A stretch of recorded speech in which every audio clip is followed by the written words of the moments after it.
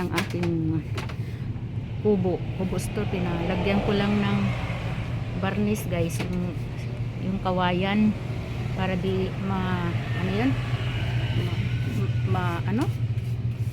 mabulok, ay ano sana, mabukbok, hindi bukbukin yan, mga kawayan lang naman guys. Mahogani yung napili ko kasi mahogani to eh.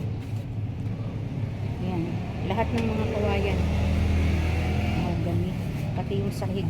Tama yung sahig na ano na, mutla na, nawala na yung kulay. Yun lang, kaya ngayon open naman yung tindahan ko. Pag may bibili diyan, open naman yung tindahan ko eh. Yung itlog nga nilipat ko lang dito sa harapan kasi ang hirap na, baka mabasag eh.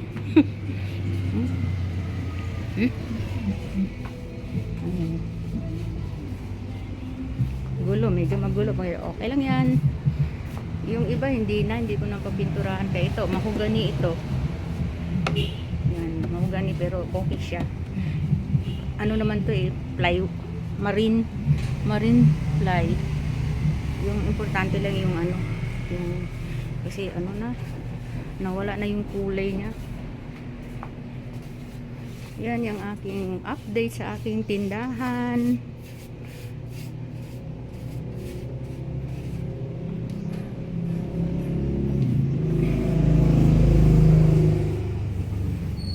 Yung aking solar.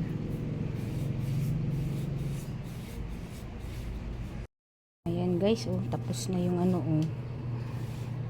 Tatapos na. Yan na lang, last na. Naibalik ko na yung ibang gamit, oh. Tingnan nyo naman ang kintab ng sahig.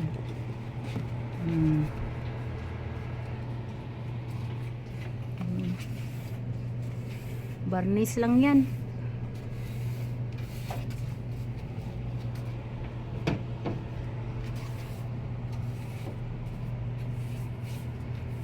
Tas, ang gamit ko ay solar light, kuya.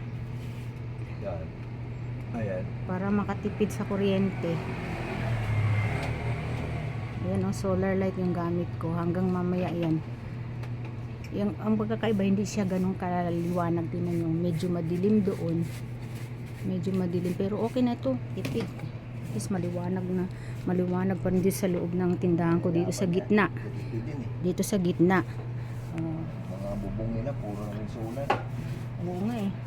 Tapos, ang mahalaga, yung mamayang gabi, madilim. Kaya, mamayang gabi, yung ilaw na talaga ang gagamitin ko. Ayan, solar lang ang nag-ano. Maliwanag naman dito sa gitna, oh.